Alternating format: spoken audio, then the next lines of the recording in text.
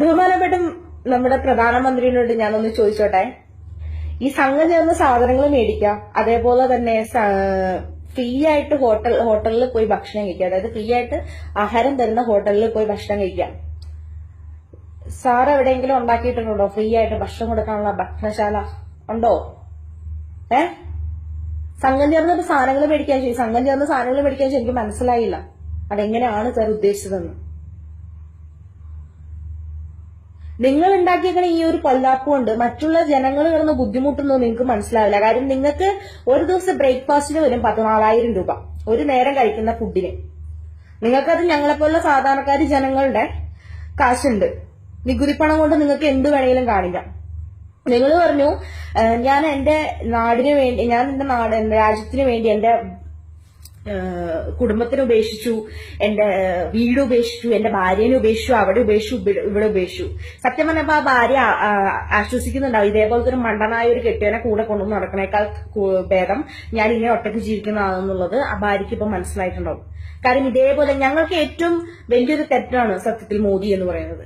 നേരത്തെ നരേന്ദ്രമോദി ഇതിലേക്ക് BJP-യിലേക്ക് ഇത് പ്രധാനമന്ത്രിയായിട്ട് വന്നപ്പോൾ ഞാൻ കരുതി എന്തെങ്കിലും നമുക്കൊരു മാറ്റം ഉണ്ടാകുമെന്ന് ഞാൻ പ്രതീക്ഷിച്ചു.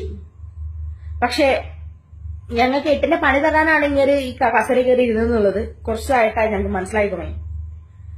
ഇപ്പൊ പറയണു ഫ്രീ ആയിട്ട് കിട്ടുന്ന ഭക്ഷണശാലകളിൽ പോയി ഭക്ഷണം കഴിക്കാൻ. എന്റെ അപ്പനോ അല്ലെങ്കിൽ വേറെ ആരും അവിടെ കൊണ്ടുപോയിട്ട് ഭക്ഷണശാല ഉണ്ടാക്കി വെച്ചതായിട്ട് എനിക്ക് അറിയില്ല. ഇന്നലെ ഞാൻ ഋഷികേശ് വന്നിട്ട് ഞാൻ എന്റെ ഹോട്ടലിൽ വന്നിട്ടാണ് ഞാൻ ഒരു നേരത്തെ ഭക്ഷണം കഴിച്ചത് എന്ന് ചിന്തിക്കണം. രാവിലെ ഒരു മസാല ദോശ കഴിച്ചിട്ട് വൈകുന്നേരം രാത്രി 8 മണിക്ക് ശേഷമാണ് ഞാൻ ഭക്ഷണം കഴിച്ചത്. കാര്യം എന്താ? കാശില്ല കയ്യില്. ഉള്ള കാശ് ട്രാവലിങ്ങിന് മാത്രം, ബസ് ഫെയർ മറ്റുള്ള കാര്യങ്ങൾക്ക് മാത്രമുള്ള കാശ് മാത്രമേ എന്റെ അടുത്തുള്ളൂ. ബാക്കി കാശ് ഒന്നും തന്നെ ഇല്ല. ഇവിടെയൊക്കെ നല്ല റേറ്റ് ആണ്, ഫുഡിനൊക്കെ നല്ല റേറ്റ് ആണ്, റൂമിന് നല്ല റേറ്റ് ആണ്. ഞാൻ താമസിക്കുന്ന റൂമിന് 1000 രൂപ അടുത്ത് വരും റൂം റെന്റ്. 2000-ന്റെ നോട്ടൊന്നും എടുത്തു കഴിഞ്ഞിട്ട് ഉണ്ടെങ്കിൽ ഒറ്റ ദിവസം കൊണ്ട് അത് കൂട്ടി. അതായത് റൂമിന്റെ വാടക കൊടുത്താൽ തന്നെ കാശ് തീർന്നു. എന്ന് വെച്ച് ഇങ്ങനെയുള്ള ബുദ്ധിമുട്ട്, ഇങ്ങനെയുള്ള സാഹചര്യങ്ങളിൽ നിങ്ങൾക്ക് യാത്ര ഒഴിവാക്കാൻ പാടില്ലെന്ന്. ഇത് ഞങ്ങളുടെ പണിയാണ്, ഇത് ഞങ്ങളുടെ ജോലിയാണ്, ഞങ്ങൾക്ക് പോകാതിരിക്കാൻ വയ്യ. ഒരു വക വേഷം കെട്ട് ഇറക്കിയിട്ട് അതിനനുസരിച്ചുള്ള ഓരോ നിർദ്ദേശങ്ങൾ. തനിക്ക് നാണുണ്ടോ? ഞാൻ അറിയാൻ വേണ്ടി ചോദിക്കാം. സംഖ്യയിൽ വന്നിട്ട് ഇതിന്റെ അടിയിൽ വന്നിട്ട് ആർക്കെങ്കിലും കമന്റ് ഉണ്ടാക്കണമെങ്കിൽ വന്ന് ഉണ്ടാക്കിക്കോ, എനിക്കൊരു കുഴപ്പമില്ല. എങ്കിൽ പോലും ഞാൻ ചോദിക്കാം, നിങ്ങൾ ഈ BJP-ക്കാർക്ക് വല്ല നാണുണ്ടോ? കുറച്ച് റെസ്പെക്റ്റൊക്കെ ഉണ്ടായിരുന്നു BJP-നോട്. ഇപ്പൊ അതുപോലും ഇല്ല, ഒട്ടും തന്നെ ഇല്ല, വെറുത്തുപോയി. വെറും 2000 രൂപയാണ് ഒരു ദിവസം ഒരു ATM-ൽ നിന്ന് വലിക്കാൻ പറ്റുന്നത്. ആ 2000 രൂപ എന്തൊക്കെ ചെയ്യും? സാധാരണ ഒരു കുടുംബം നയിക്കണമെങ്കിൽ തന്നെ ഒരു ദിവസത്തെ ചെലവൊന്ന് ചിന്തിച്ചു നോക്ക്. ഏതെങ്കിലും കട കൊണ്ട് 2000 നോട്ട് കൊടുത്തു കഴിഞ്ഞിട്ടുണ്ടെങ്കിൽ ഭക്ഷണം കഴിക്കാൻ തന്നെ ചെന്ന് എനിക്കുണ്ടായ സംഭവമാണ്. ഞാൻ മംഗലാപുരത്ത് വെച്ചിട്ട് ഞാൻ 2000 നോട്ട് അയാൾക്ക് കൊടുത്തപ്പോൾ അയാൾ എന്നോട് പറഞ്ഞാണ്, മൂക്ക് വിശക്കുന്നുണ്ടെങ്കിൽ മോള് ഭക്ഷണം കഴിച്ചിട്ട് പോയിക്കോ, പക്ഷെ 2000 രൂപയ്ക്ക് എനിക്ക് ചേഞ്ച് തരാനില്ല എന്ന്. ആ ഒരു സാഹചര്യം വരെ ഞങ്ങൾക്ക് ഇവിടെ ഉണ്ടായിട്ടുണ്ട്. മോദിക്ക് ഒന്നും അറിയേണ്ട കാര്യമൊന്നുമില്ല. മോദിക്ക് എന്ത് ഫുഡ് വേണമെങ്കിലും, എന്ത് സാധനം വേണമെങ്കിലും, അല്ലെങ്കിൽ എന്ത് കാര്യം വേണമെങ്കിലും പുള്ളിക്കാരന് നടക്കും. അതിന്റെ ആവശ്യമില്ല. ATM കാർഡ് ചുമ്മാ കൈ കൊണ്ടുകൊണ്ട് നടക്കാന്നേ ഉള്ളൂ. സാധാരണ സാധനങ്ങൾ എന്തെങ്കിലും ഇച്ചിരി വില കുറഞ്ഞ സാധനങ്ങൾ മേടിക്കാന്ന് വെച്ചാൽ നടക്കില്ല. അല്ലെങ്കിൽ നല്ല വലിയ ഷോപ്പിൽ കയറണം, എന്നാലും അവിടെ ക്രെഡിറ്റ് കാർഡ് എടുക്കുള്ളൂ.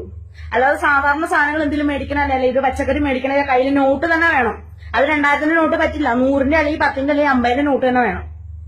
ഇതെല്ലാം ഞങ്ങള് കടന്ന് ബുദ്ധിമുട്ടാണ്. ഞങ്ങളുടെ ഇവിടെ പല ആൾക്കാർ പോലും, BJP-ക്കാര് പോലും ഇപ്പൊ തന്നെ മോദിയുടെ തൊണ്ടയ്ക്ക് വിളിക്കാന്ന് തന്നെ പറയാം. ഇത്രയ്ക്കും ബുദ്ധിമുട്ടുള്ള കാര്യങ്ങൾ വരേണ്ട എങ്ങൂല്ലാത്ത ഒരു പോത്താഴത്തെ വർത്താനം എന്നൊക്കെ പറയണത്. ഫ്രീ ആയിട്ട് ഭക്ഷണം കിട്ടുന്നോടത്ത് പോവാ, കല്യാണത്തിന് ചായയോളം പറയാനായിട്ട്. ഞങ്ങളുടെ ഫിനാൻഷ്യൽ അഡ്വൈസർ ആവേണ്ട കാര്യമില്ല മോദി. ഞങ്ങൾ കഷ്ടപ്പെട്ടുണ്ടാക്കുന്ന കാശ് എങ്ങനെ ചെലവാക്കണം ഞങ്ങൾക്ക് അറിയാം. നിങ്ങളുടെ നിലയിലുള്ള പല MP-മാരുടെയൊക്കെ മക്കളുടെ കല്യാണം 500 കോടിയും 90 കോടി രൂപയുടെ ഓർണമെന്റ്സ് ഇട്ട് കല്യാണം നടത്തുമ്പോൾ ഞങ്ങൾ സാധാരണക്കാരുടെ ചായ കൊടുക്കണോ വന്നവർക്ക്? ഇത് എവിടത്തിനായാണ്? അല്ല, അറിയാൻ വേണ്ടത് ഞാൻ ചോദിക്കുവാണ്. ഇത്രയും ഡയലോഗ്സും ഇത്തരം കാര്യങ്ങൾ എത്തി മര്യാദക്ക് ഞങ്ങളെപ്പോലുള്ള സാധാരണ ജനങ്ങൾക്ക് നല്ല രീതിക്ക് മുന്നോട്ട് പോകാൻ ഒരു വഴി ഉണ്ടാക്കാൻ നോക്കുക. അല്ലെങ്കിൽ ഇങ്ങനെ പൊട്ടത്തരം നമ്പരുത്. ഉള്ള റെസ്പെക്ട് കൂടി ഇല്ലാണ്ടാകും. BJP-ക്കാര് നിങ്ങൾ തെറി പറഞ്ഞു തുടങ്ങിയിട്ടുണ്ട് ഇപ്പോ. അതിന്റെ ഒരു ഇതാണ് ഞങ്ങളെ പിണറായി സഖാവ് ഒരു സമരം നടത്തിയപ്പോ ഞങ്ങളെ സപ്പോർട്ട് ചെയ്ത് പല BJP-ക്കാരും വന്നത്. എനിക്ക് ഇത്രയേ പറയാനുള്ളൂ. ഞാൻ ഈ പറയുന്നത് ഞങ്ങൾ സാധാരണക്കാർ ജനങ്ങൾ പറയുന്ന വാക്കുകളാണ്. ദയവ് ചെയ്ത് ചെയ്തതോ ചെയ്ത് ഇങ്ങനെ പൊട്ടത്തരം വിളമ്പരുത്. ഞങ്ങൾക്ക് ഇതൊക്കെ സഹിക്കാൻ പറ്റുന്ന അൺസൈക്കബിൾ ആയി തുടങ്ങി, അൺസൈക്കബിൾ.